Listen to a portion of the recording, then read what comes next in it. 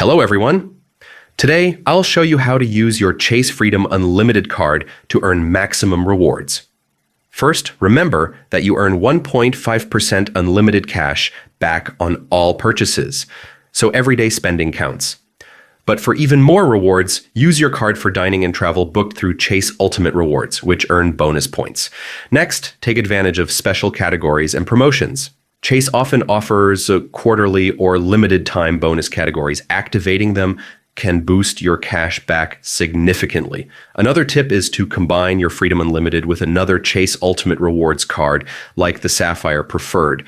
This allows you to transfer points and redeem for travel at a higher value, giving you more bang for your rewards.